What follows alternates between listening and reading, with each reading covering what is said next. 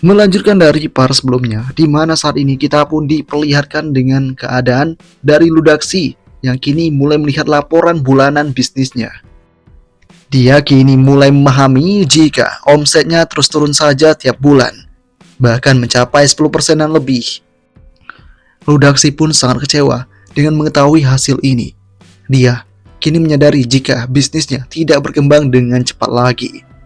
Kemudian, dia pun teringat akan perkataan si Ulay sebelumnya, di mana jika ada masalah, harap menghubunginya. Dan dengan mengingat hal ini, sosok dari Ludaksi pun kini mencoba untuk mencari keberadaan dari si Ulay itu dan menemuinya.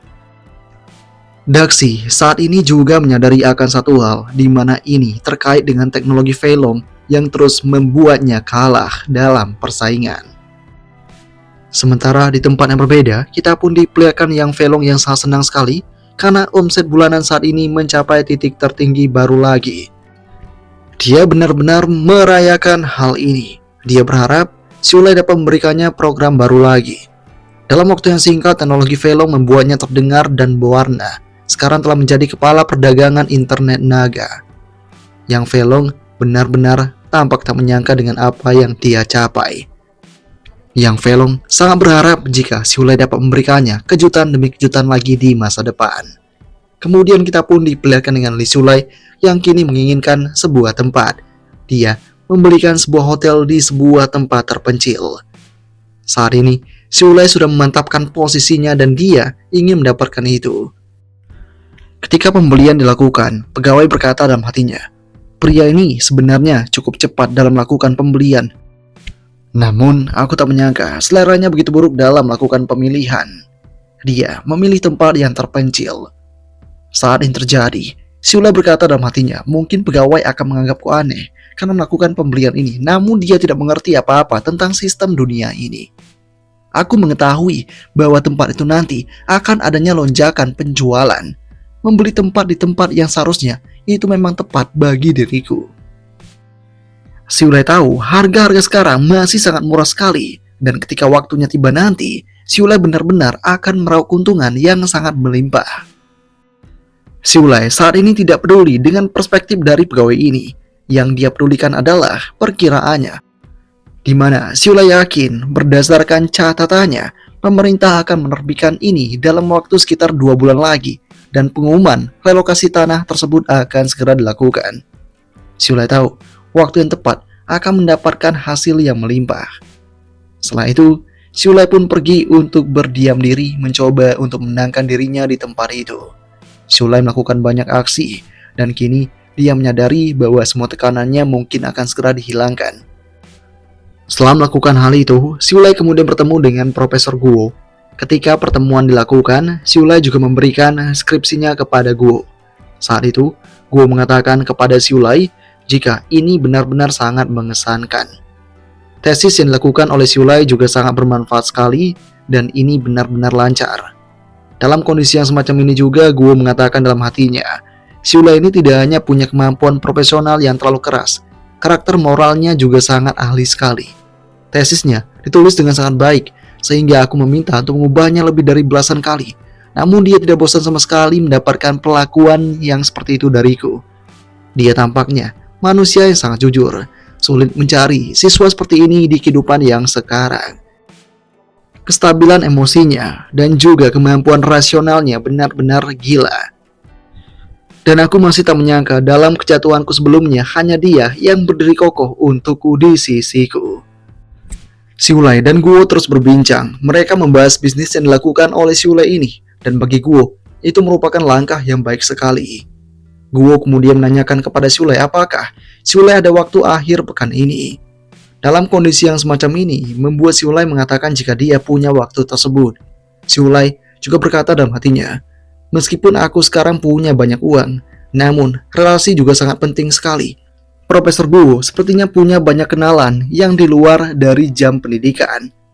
Setelah direkomendasikan olehnya, pasti seseorang yang sangat dihargai dan teman-temannya juga akan mengetahui tentang diriku ini.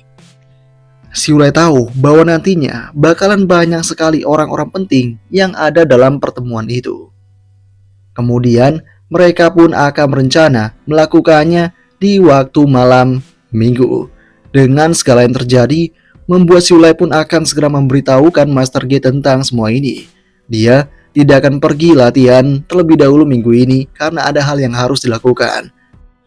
Singkatnya, penyampaian pesan dilakukan oleh Siulai itu dan akhirnya diketahui oleh Master G yang saat ini sedang menenangkan dirinya. Master G pun kini menerima laporan dari Siulai itu dan dia memahami akan perbuatan Siulai. Tapi dia juga menitip pesan kepada Siulai untuk terus berlatih di kediamannya dan juga terus mempertahankan kondisi fisiknya itu. Siulai mengatakan dengan pesannya, "Jangan khawatir, Guru.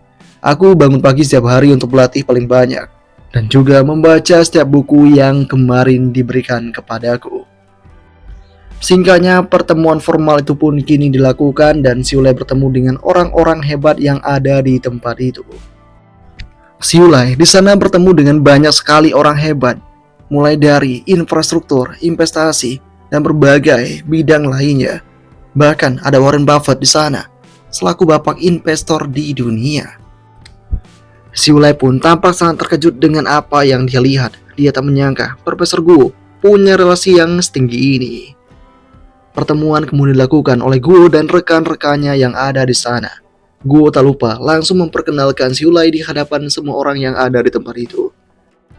Semuanya pun kini mulai notice dengan kehadiran dari Siulai itu.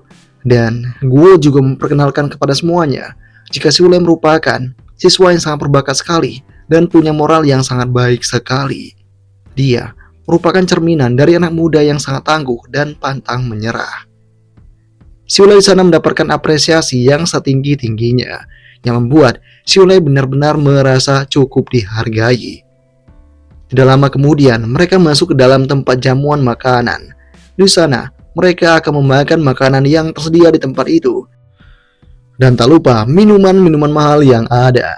Siulai kini bersenang-senang dengan para pemimpin yang ada di tempat itu. Siulai mendapatkan banyak sekali pengalaman dari cerita-cerita yang disampaikan oleh orang-orang kuat seperti mereka. Siulai mendapatkan cukup banyak pelajaran dan mendapatkan berbagai kontak nama yang cukup dibutuhkan untuk keperluan mendatang. Termasuk salah satunya Wang Jianling.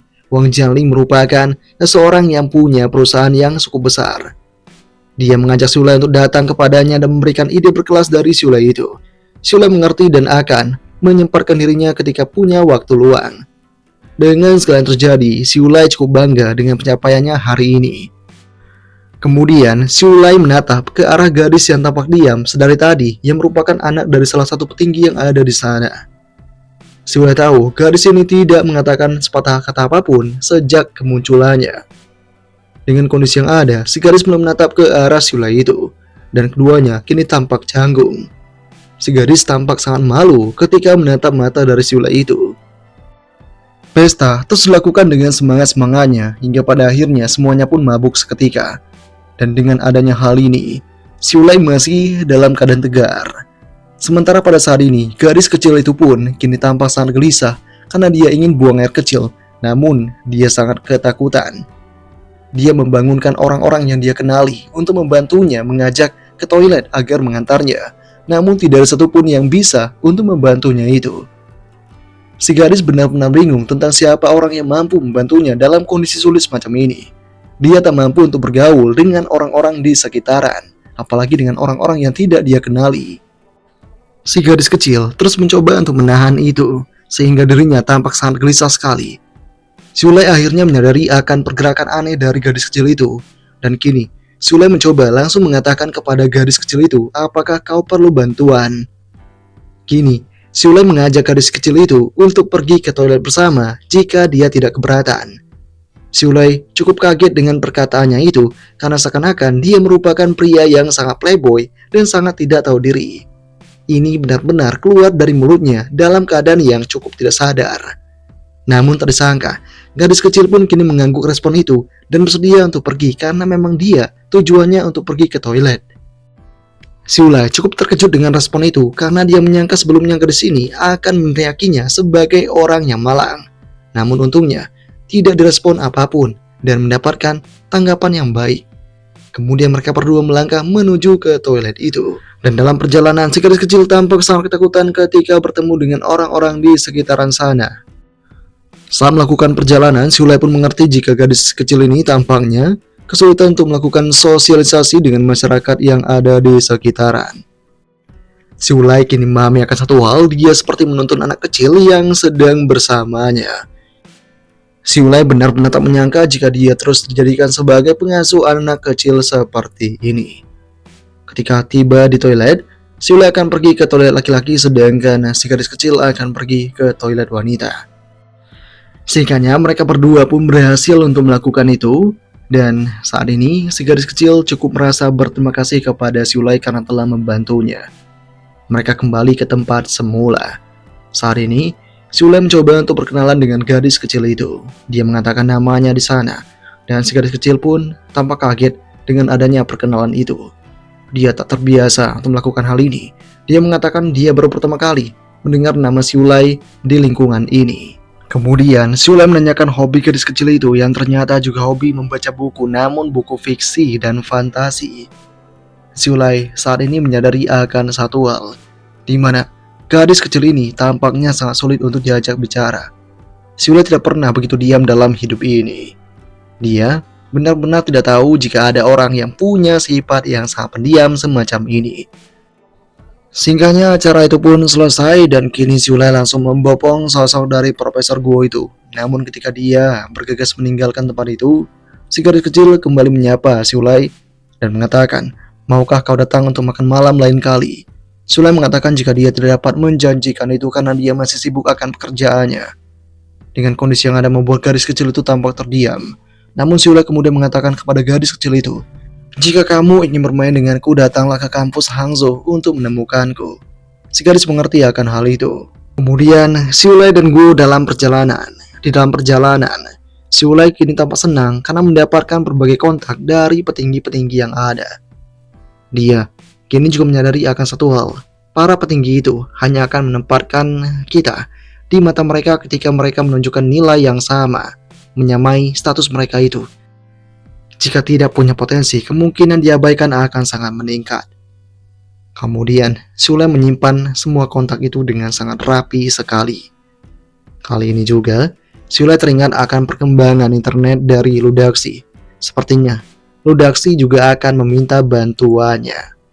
Ludaxi pasti sudah merasakan dampak dari bisnis internet yang semakin melaju ini. Beberapa waktu kemudian di dalam ruangan sekolahan, Guo mengatakan kepada para siswanya jika sidang akan segera dilakukan jadi tesis harap segera untuk diselesaikan. Saat mengetahui hal ini, teman dari Sulai tampak sangat kaget karena dia belum untuk menyelesaikannya. Dia saat ini merasa sangat putus asa padahal dia telah bekerja dengan sangat keras untuk bisa menulis ini setiap hari. Namun dia tetap gagal dan mendapatkan respon yang cukup buruk dari si Profesor Guo. Dengan ketidakmampuannya ini, dia meminta bantuan dari Sulai. Sulai awalnya sangat tidak ingin membantu temannya itu. Namun, karena temannya terus memohon dan sangat kesulitan menjalani ini semua, Sulai kemudian mengatakan kepada temannya itu, "Datanglah nanti ke perpustakaan di awal, dan nanti aku akan memandumu untuk menulis." Sosok dari si teman benar-benar merasa senang dengan hal ini.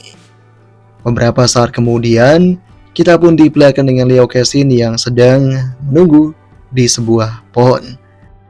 Saat ini juga Liao Kexin tengah diawasi oleh Xiaoning dan juga Ayu.